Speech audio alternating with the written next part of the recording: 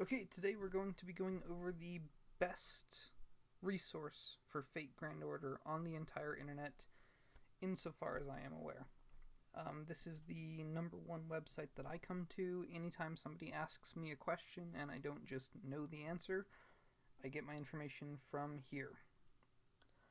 So I'm going to be going over a bunch of the parts of the wiki and what they're used for and etc. So if we just go to Google and we type in Gamepress and we click on the first link, we're brought to this webpage right here.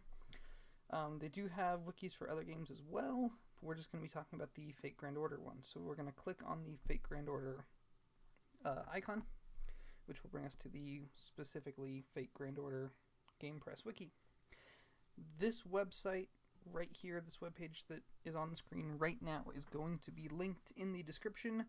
As you can see, I have it bookmarked. I recommend you do so as well. If you are a new player, an older player, if you're anybody who's playing Fate Grand Order and you need information about things that are in the game, you should pretty much be using this wiki, or at least one that is comparable.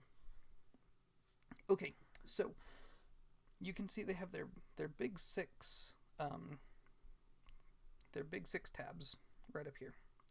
And we're going to go through each of these in turn, as well as they also have a bunch of other stuff that is hidden in this menu, as in a menu labeled menu.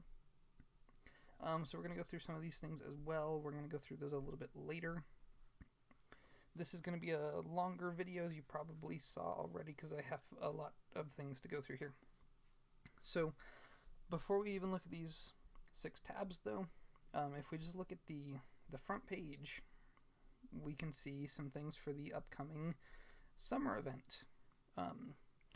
These will always happen as new events come out. So they will have a main event page kind of overhaul. Not overhaul. You know what I mean. There's kind of a main event page which will link to all of their other guides. And then they have more specific guides like this. So this upcoming summer 2021, the Las Vegas summer, is going to be a mission-based event. So naturally enough, they have, here's just some general information about how the event's going to work. Here's the event schedule. There's commonly asked questions. And then they have their walkthrough, where they will tell you, based on AP efficiency, which quests you need to farm, how many times you need to farm them so that you complete as many missions as possible with in the shortest amount of time possible, which craft essences you should be equipping while you're running those missions so that you can speed through this event as AP efficiently as possible. And it will just go through quest by quest. It'll say, once we get past the first part of the story here, it'll start telling you, go run free quests. You can just run them once. And if you open these sliders, there will be these accordion menus. There will be sometimes justification given for why you want to be running these specifically, as well as the staff just writes little jokes with their recurring cast of characters. So this one, you can see you're going to need to run that one 7 times, and that's going to be what you do until the next time gate unlocks, which will happen on day 3. So it just breaks down the whole quest. In any of these, if you're finding them difficult, you can just click on them, and it'll bring you to what is in the quest, what enemies you'll be fighting, how much HP they have, as well as the drop rate for any quest. So as you're going through, if you get to a tricky boss fight and you're struggling, you can just click on the name of the quest and you'll be brought to a more in-depth guide to it. So yes, this is the event walkthrough, again, just from the home page. It'll be right there. If it's not there, if they add new articles, it'll move down. If you're struggling to find it, you can come down here to the latest event. You can click this, and it'll bring you to their overall event page, which will display every kind of reward that you can get from every part of the event, as well as it will have all of their other guides linked here. So that we were just on the walkthrough. Here's a farming guide. If you got partway in not using the walkthrough, you can use the enemy locator if you need to find out where some enemy is, and of course all of these things will change with every event. So the Summer 3 rerun that's going on right now, the event page for that one does not look like this because that is a different kind of event. It's not a mission-based event, so it doesn't have an enemy locator section. It has a different kind of section, etc. Event shop, mission list, main quest, free quests. So you can just get any event information that you need from here, and specifically from the walkthrough, which I really recommend that you use, especially for these mission-based events, which are kind of a hassle if you don't know what you're doing as you're going through it. Okay, so that was, you can also find all this stuff from this guides tab, which will have all of their guides. So you've got the event guides, which are down a little lower.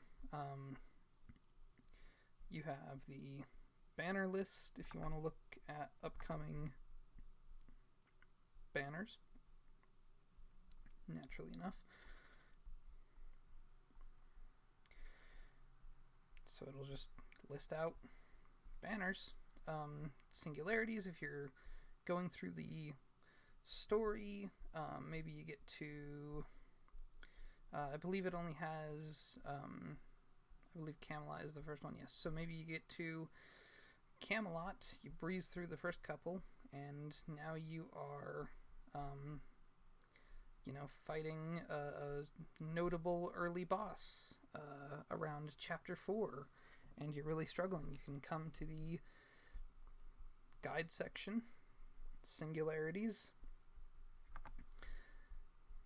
and you can find that boss, and it'll have a full breakdown thereof. Let's even pull it up.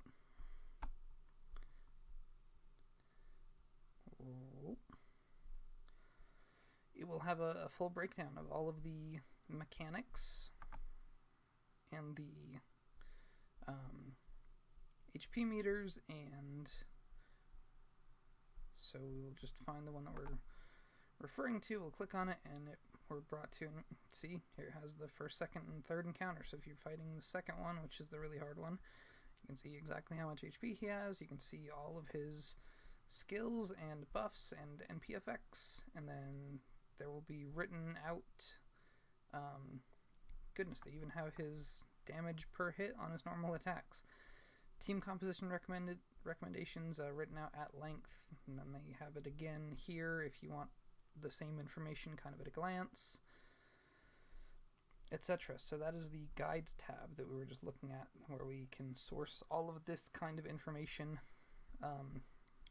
We were looking at singularities, but there's event guides, there's gameplay basics. If you want to learn about how the crit mechanics work, you can come here. We're going to talk about these things later. We're going to talk about tools later. So lots of good stuff on this guides page, okay? We'll just go to this one next, since it is on the right. Materials, I think this tab is a little bit useless, because you usually know the name of the material that you need, but you can just come down here and, hey, everyone needs evil bones, so we'll click on that, and it will bring up the list of every quest that drops evil bones, and they're sorted by AP efficiency. So from this, I can tell that the giant bridge in Fuyuki will give me roughly 1 evil bone every 22 AP that I spend farming it. So that is the most efficient place to farm evil bones. And you can do the same thing without going to the materials tab if you just type in the name here. So we'll type in proof of hero. That's probably not the name of it since it didn't pop up, huh? Nope, it was. I had it right. And so we can find out that the Band of Corsairs in Okeanos is still the most efficient place to farm for Proof of Heroes. So you can just type in the name of whatever essential material item you need. I get people asking me about octuplet crystals all the time. I think it's just singular on their thing. So you can just type that in, hit enter, and then it brings it up. And you can see that the best place to farm octuplet crystals is the Ideal City in Camelot, etc. So that is the materials tab, which again you can just search for whichever material you need. Since we're just jumping around at random, the next one that we're going to go to is the Summon Simulator. This is a, I think, an often misunderstood tool. So what this is going to do is, it's kind of in the name, it's going to simulate a banner or a summoning session for us. And the way that I recommend you use this is by, so you come here, we'll say that we want to summon on the first upcoming summer banner. So we found that one in the drop down and we just clicked on it. And it'll bring up the rate up servants and the rate up craft essences, and then we can tell it if we want to do 10 pulls at a time or 1 pulls at a time. And we can just say summon. And look at that, we got really lucky and we got Musashi right away. So we can reset and we'll do it again until we get Musashi. So we'll summon and we'll summon and we'll summon. There she is. Really lucky a second time. And so at that time we spent 90 quartz. So if you know how many quartz you want to spend and you know who your target is going to be, you can run this kind of experiment a handful of times where you can see, hey, I'm going to spend 90 quartz on this banner. Most of the time that gets me 1 4-star. Most of the time that gets me nothing. And that will tell you if you have enough quartz or you're planning to use enough quartz to give yourself a good chance to get your summoning target. So that's how I would recommend you use the Summon Simulator. Continuing on towards the left for no real reason, we have the Servant Planner. This is a pretty neat tool for anybody who wants to level up or improve or invest in their servants in any way. So we'll click on all servants and we'll say, let's see, who's somebody that I'm planning on getting in the near future.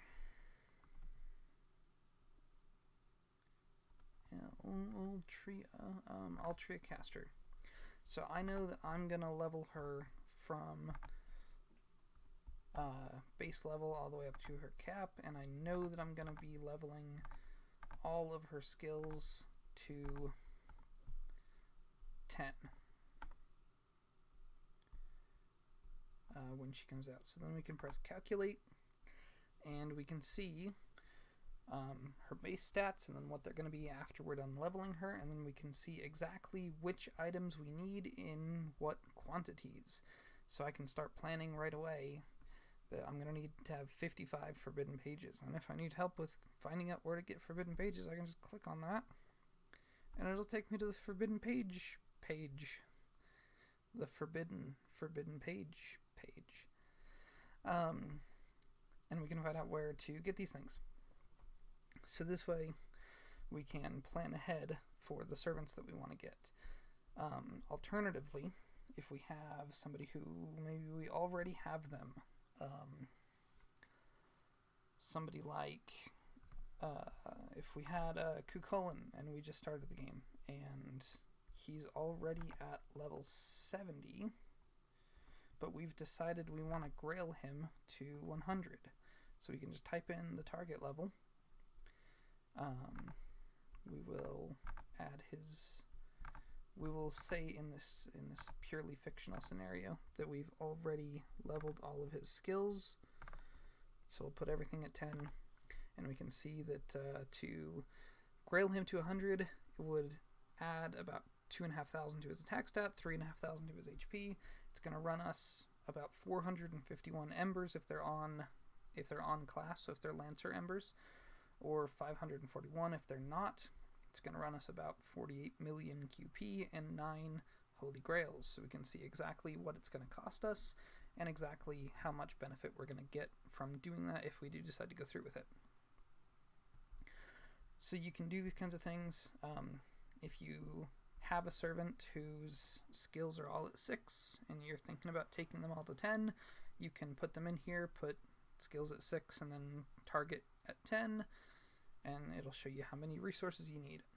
So the servant planner is a really neat tool for anybody who wants to plan out how they're going to be improving or investing into their servants. Speaking of servants, our next tab is the Servants tab. So we'll click on that, and once it's done loading, we can sort all the servants in the game by a couple different metrics. Now, the way that I typically do this is I use this to figure out what servants are upcoming.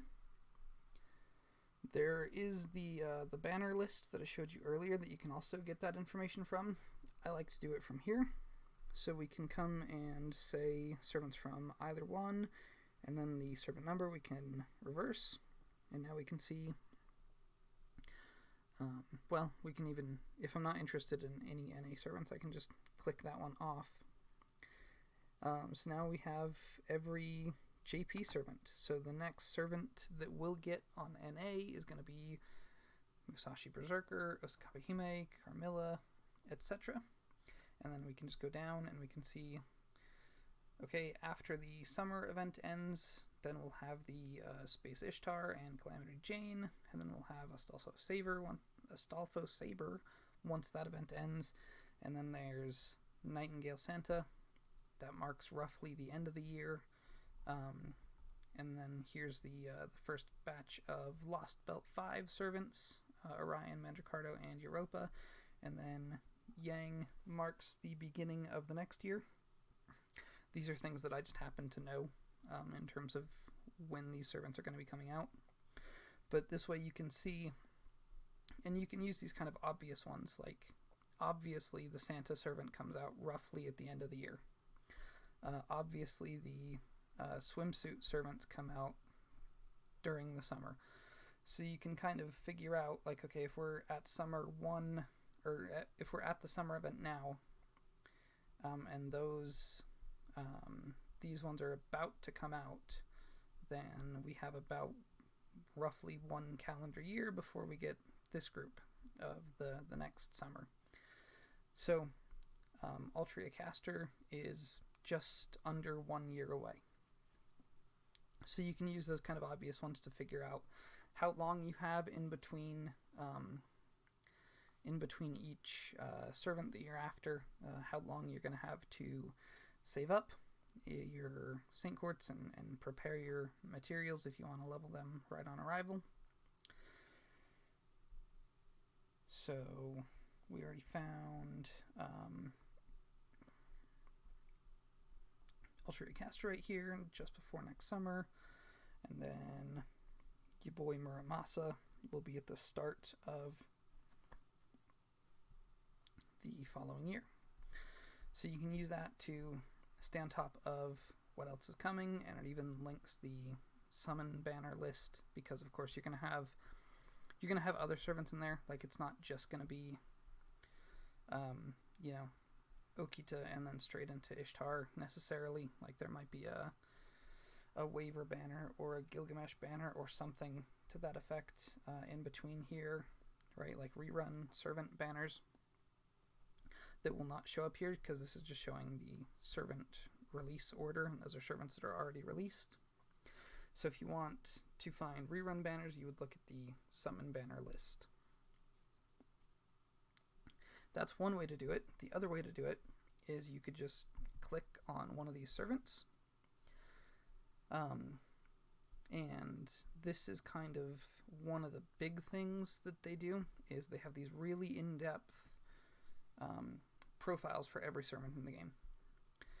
So you can come to just the top page here, and you can see this is going to be their card deck. This is how many hits each one of those cards has. This is their extra attack. This is their Noble Phantasm. You can see attributes and alignments. You can preview Ascension art. We're going to leave it On the best one, of course, you can see their stats. You can see how their stats rank according to other servants. So you can see this tells you that she has a very high attack stat. You can see Noble Phantasm gain, how much she gains with every hit that she takes, star absorption, which of course, as is common for this class, is very low, star generation. You can see other traits that they have. You can see all of the effects of their skills. So you can preview the whole skill. You can see the multipliers on the skill that will increase as you level them and how much they will increase as you level them, as well as skill cooldowns. You have passive skills. Here's their Noble Phantasm. Underneath all that, you have their stat growth. You can see if you give her grails, how much that will increase relative to other stats here. This is a stat ranking based on her stats compared to other servants. You have ascension materials, you have skill level materials, you have the total of both skill level and ascension materials that you will need, etc., etc. And then finally you have like their write-up on these servants that will go into usage and pros and cons, recommended skill order, skill leveling order with further writing about their skills, recommended craft essences, and reasons given for why. If this is of any interest to you, of course they have them here, the in-game stat parameters, which are not the most important thing as far as I'm concerned. Anyways, they also have down here at the very bottom of every servant page, they will have every banner that servant appears on. So as you can see, you just add 2 years to the date listed, and that's roughly when you can expect them to come back. So she's going to be she's going to be available here, and then again here, and then again here. And this is a GSSR. This is a shared banner that she will split the rate up with a bunch of other characters. This is going to be your best chance since it's a single banner where she's the only 5-star on the banner, etc. So you can, so any servant that you want, we can search an old servant like Gilgamesh.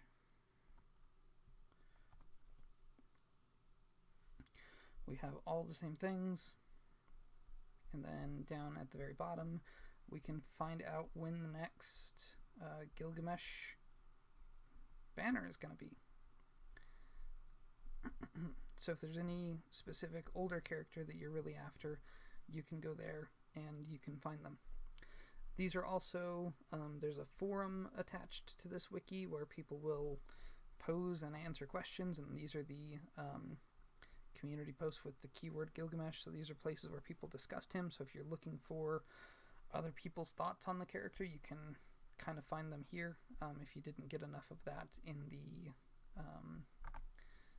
Gamepress write-up. So this excuse me. So this is the servant page again, and you can put these things in. You can sort. If I just want to find out who the next saber is going to be, I can go like this, and I can find out it's going to be Hokusai, and then Astolfo, and then Lost Belt 5 saber. So, and then this is the summer banner next year. So there's only a couple sabers between now and then. That's all of the upcoming sabers. So you can search by alignment if you want to. You can sort by stats. If you come on now. If you are just desperate to find out who the 4-star saber across any server with the highest max attack is, it's Altria Alter, and you can just click on any of these headers to sort relative to them. So if we want the lowest max attack stat, we can find out that it's also Altria. Perils of being a common character, I suppose. You can be the top and the bottom. So Servant availability is going to tell you if the servant is limited or non-limited or story locked or permanent or how available they are. So if we want to find out 5-star permanent 5-star permanent archers, we can see that there are 3 of them, and there's even, hey, here's when they're getting an animation update. So that's neat. So this is the servant tab, where you can get a bunch of information about all the different servants, and you can sort and compare them however your little heart desires. Finally, they have the tier list. This is, of course, kind of the most subjective part of the whole website. I don't always agree with them. I always appreciate their thoughts on these kinds of things. So they kind of just have everybody ranked into one big tier list, as you can see here. And you can filter this to be of more use to you. So if you want to just know about 5-star AoE Buster Sabers, and you want to know who the best one is, maybe we don't even care about 5-star, we just want to know about Buster AoE Sabers, and it will show just those servants. You want to know about AoE Arts Lancers, same kind of thing. So you can sort this to show whatever kind of servant you're after, and it'll show you roughly where the writers of this wiki think they're at. You can click on them, and it'll take you to the same kind of servant profile page that we looked at earlier. You can also click on this little button that says info right here to get just a kind of quick and dirty version of that page, where it'll just explain the justification for putting them on the tier list where they are currently located. And then sometimes servants will have these arrows associated with them, which indicates that usually they've got a buff or a rank up quest in the future, and that once they receive that, the writers intend to move them up a tier, or more, or sometimes more than one tier. So if we go down and look at the lowest ranked servant, she does not currently have an arrow associated with her either way, but sometimes also servants will move down depending on if there's a major meta shift, or like when break bars became a thing for the first time. That really hurt a lot of servants like Kintoki, who is really good at doing damage for one turn, but fights are going to last longer than one turn because of break bars now. So he took a hit. He went from, A tier to down to B+, which for my money is probably still a little too generous relative to his performance right now in the game. But again, this is their tier list. This is their wiki. Even if I don't always agree with all of their opinions, I still think this is a very valuable thing to have, especially for newer players. If you're like, hey, I don't know anything about Nero Bride, she's in EX- tier right below Scatty and Merlin, like that seems pretty bonkers. So you can click on her and you can find out exactly why the community thinks so highly of her. If you don't know, if you're not familiar with all of these servants, like somebody like me who's been playing forever and has used all of these servants a bunch of times might be, you can click on any of these and find out more information about them quickly and easily without having to roll them yourself or that kind of thing. They also have a looping tier list that will sort servants by how good they are at looping their noble phantasm when aided by 2 scatties. I don't do any quick looping, so this part of the wiki is a mystery to me, and I'd like it to remain that way. So we're just going to move on. But for people who are into quick looping, this can help you figure out more reliable ways to do so, better teams, better servants to use for different things. So we've been going for quite a while now, and I'm aware of that. There's just a couple more things that I do want to show you, though. So if we open up the menu, they have a lot of the same stuff that we just went through. They brought on these two writers who are, I'm not totally certain off the top of my head if these guys are part of the staff that determines the tier list, but these are fairly well-renowned writers that do their own write-ups for servants that are a little bit different from the standard Gamepress ones. So this is MMM, or Rabbit's Reviews rather, and we can find, let's see,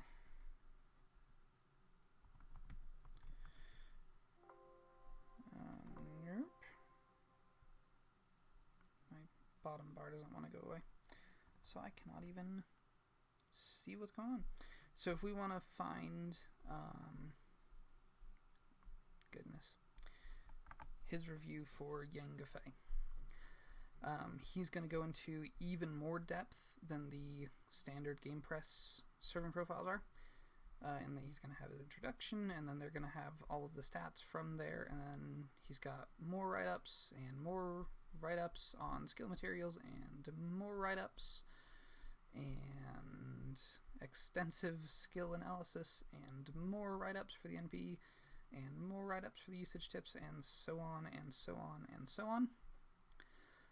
So he will do these for new servants who are released, where he will go through this extremely extensive breakdown of every servant, analyzing them from just about every angle that you can imagine. So that was under the featured tab. There's two writers who will do extensive in-depth reviews like this, so you can get either of those archives through the featured tab, and then they're just right there. The rankings are going to be just the tier list, essentially. There used to be multiple tier lists, that's why it kind of looks like this. They all got combined into one a little while ago. And then the servants is just the same link to this tab.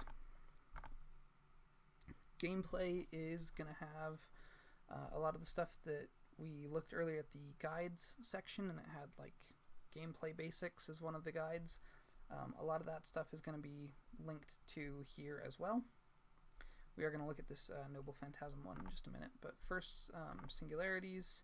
Again, we saw this earlier. This is just going to take you to the walkthrough guides for all of the story chapters past Camelot and past Camelot and going forward, I suppose.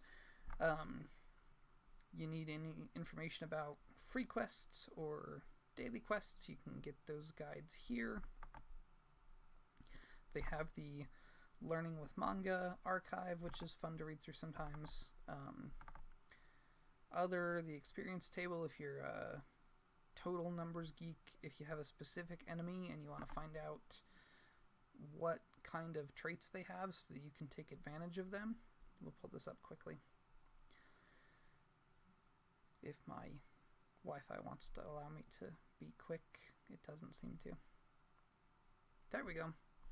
So we can look for enemies this way. We can also just search them. So like if I'm fighting the worst kind of enemy in the entire game, I can just type in its name.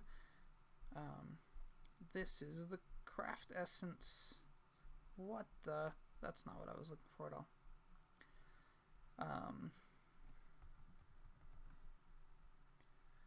We'll try that instead. Dang, really? Okay. Okay, Wiki will play by your rules.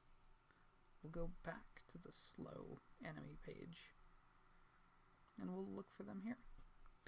Anyways, you get where I'm going with this. If I'm fighting a Soul Eater, I can come look for Soul Eater,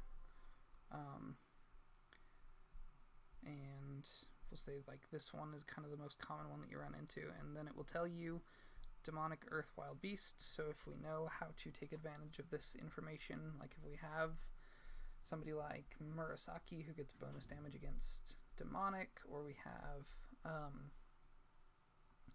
Cucullin prototype, who gets bonus damage against wild beast enemies. This gives us good information so that we can form our team around fighting this enemy if we're really struggling. We can use somebody who gets bonus trait damage against it. Okay, so that quick excursion aside, the last couple things that I want to look at are going to be in the tools section and then in the gameplay section of this menu. So the first one that we want to look at is going to be this one right here. This is what I use like the most lately. Okay, anytime I'm setting up like a 3-turn team to farm an event node or something like that, I pretty much come here, because usually that will have like the recent summer event on one of its nodes very notably had an Okita boss at the end of the 3rd wave who had like 250,000 HP. So I'm fighting a Saber, so I'm going to click on the Saber icon. It's going to bring up the list of strongest noble phantasms against Saber enemies. And we can see that the best noble phantasm damage in the game comes from Attila the Sunta. If we don't have her, Jeanne d'Arc Berserker Altar is second best. And as you can see, if we pull way in, welfare servants are graded at NP5 because you get 5 copies of them for free. So these guys will often top out the list.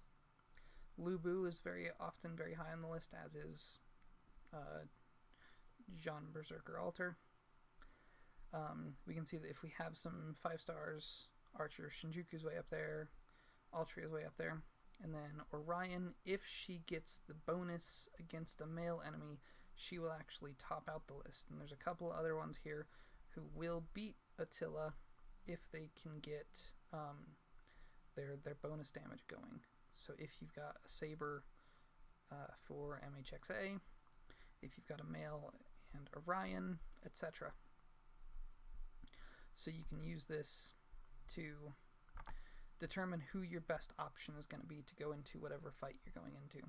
So if you have a wave of Sabers and you want to find out the best AoE noble phantasm, it's going to be Gilgamesh. You can come in down here and see that he's going to get this much damage, and then if he's fighting a servant, he'll get some bonus as well, and he'll beat out a lot of the single target units if he is fighting servants. You've got Arash down here. So the blue ones are going to be AoE units. The I don't know, more red-ish colors are going to be single target units. Bonus damage from if you have the servant foed. Bonus damage if you have skills at level 10. So this is their damage just by itself with no skills and no foes, and this would be adding foes, and then this would be adding level 10 skills, level 10 damage skills associated with the servant. So none of this takes into account Merlin or Scatty or other units, because obviously the assumption would be if Attila is already the best one, then with Merlin she just gets even better. With Scatty she just gets even better. I believe she's quick, so she would be using Scatty. Anyways, green is going to be bonus damage. These are for anti-trait enemies, so like Skahawk or Orion are going to show up here. So yes, you can use this, and you can see that on class advantage units are usually at the top. There will be a couple of really strong berserkers towards the top as well, and then it will be class advantage for a while before you find any more berserkers.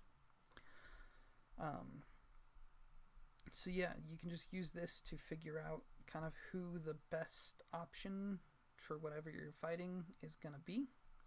And then if you want the specific numbers, they will be listed down here. So we can see that Bedivere against a Lancer is going to get 100,000 damage if he's at NP5. And then he's going to get an extra 7,000 from level 10 skills. As you can see, with additional damage in parentheses from level 10 skills. So you can expect him to do about 100k, and then if you add Merlin or these other units to help buff him, it's going to deal even more damage. So speaking of something like that, we can come back over here to Tools, and we can look for the Command Chain Calculator. This is a useful little thing if you're fighting a specific enemy. You can put in what class, how much HP it has, attributes if you're aware, how many enemies, your servant. You can even go like that, and it will tell you like how much damage you'll do. So if you have your NP available, your best damage chain is going to be Noble Phantasm, Buster, Buster, Extra. So if we don't have our Noble Phantasm, we can see that our best damage chain, the servant that it's selected is Gilgamesh for whatever reason, the best chain for damage is going to be Buster, Arts, Buster, Extra. If we're looking specifically for NP gain, the best chain for that is going to be somebody else's arts card, as you can see up here. So it would be somebody else's arts card followed by both of Gilgamesh's arts cards. If we get a hand where we get 3 of Gilgamesh's cards and we want to do Star Drop, we can sort by that, and we can see that it's going to be Arts, Buster, Quick, and that's going to be Gil's best chain for Star Drop based on having these cards. If we want to click here, we can exclude other allies cards, and we can come back to these, and we can sort by NP gain. So if we don't have anybody else's cards, Gil's best arts chain for NP gain rather is going to be Arts, Quick, Arts. So you can just use this to figure out, like, there's some servants that are really strange. I have no idea how to spell her name.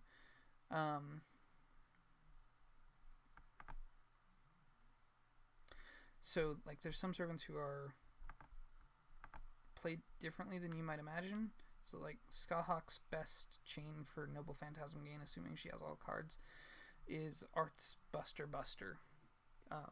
You might think it would be Arts, Quick, Quick, but it's actually not for her. Her best Noble Phantasm gaining chain with assuming all cards is going to be Arts, Buster, Buster. So play around with this a little bit if you want. There's some servants who will play a little bit differently than you might think based on their internal stats. Last thing that I think I want to show you. NP refund calculator, just what it sounds like. You can put in an enemy and how much damage you're going to deal to it, and it'll tell you roughly how much NP you're going to refund yourself. The strongest NP we already looked at. Again, by all means, get on this wiki and play around with stuff. It's all very useful. The last thing that I want to show is going to be in this one right here, Gameplay Noble Phantasms. I had somebody who I was talking to one-on-one just earlier today asking me if it was going to be worth picking up the new Welfare Saber Servant from this upcoming Las Vegas event. And he said that he already had Lancelot, so he wondered if it was worth picking up another crit-based arts single-target 4-star saber, if it was even worth putting in the effort.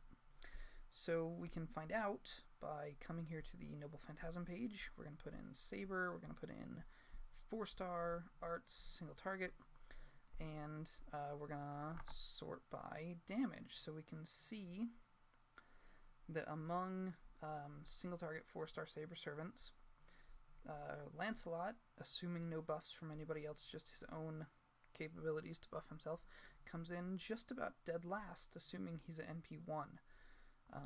You can see up here what kind of things they're using to get these numbers, what kind of variables they're assuming. Meanwhile, Hokusai Saber, who is going to come in at NP5, more than doubles his average NP damage. And that is just going to get more and more drastic as you add in Tamamo or an Ultriacaster or Paracelsus, etc., who are going to be able to buff her damage even further, and with the way the buffs work in this game, that's going to be exponentially increasing compared to Lancelot. Right? If you buff this number by 20% and you buff this number by 20%, it's not just, 6,000 plus here, but it would be 12,000 plus here. So so you can see how when you add buffs, this ramps up exponentially compared to this. So you can find out exactly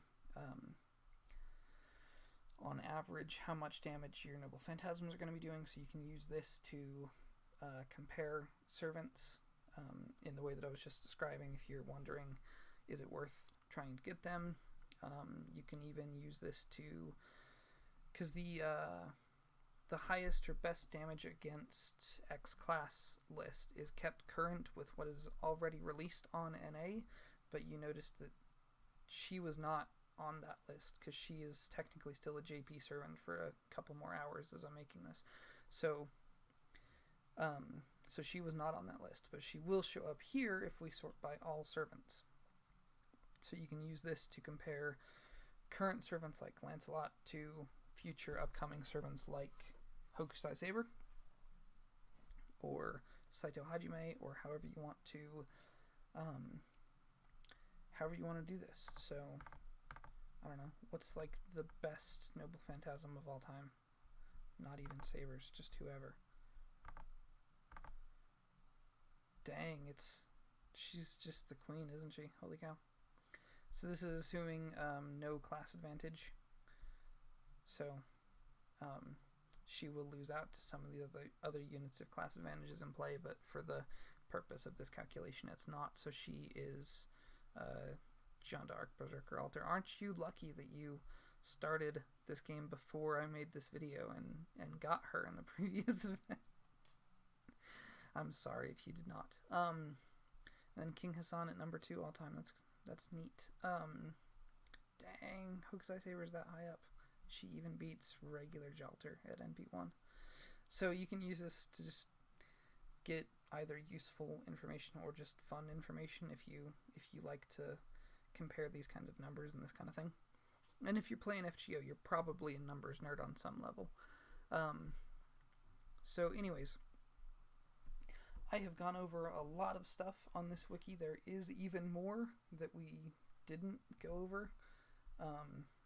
So by all means, get on this wiki, bookmark it, and click around and look around and read some of this stuff and take advantage of this information, because the team behind this puts in a ridiculous amount of work to make this the best resource for FGO on the entire internet. Like I said at the beginning, no matter who you are, no matter what level of player you are, there is something on this wiki that can benefit you. So definitely take advantage of it, and yeah, take your gameplay to the next level. That's gonna do it for this video. I have been working on some other videos. I've got some other ideas, so there should be more content on the channel quite soon. Whew. I need to go get a drink. That's gonna do it for this video though, so thank you very much for watching. I hope you found this helpful. Check the description for a handful of things, my contact info, the link to this wiki, and among other things. So check in there, see what I left for you. Thank you very much for watching, and I will see you next time.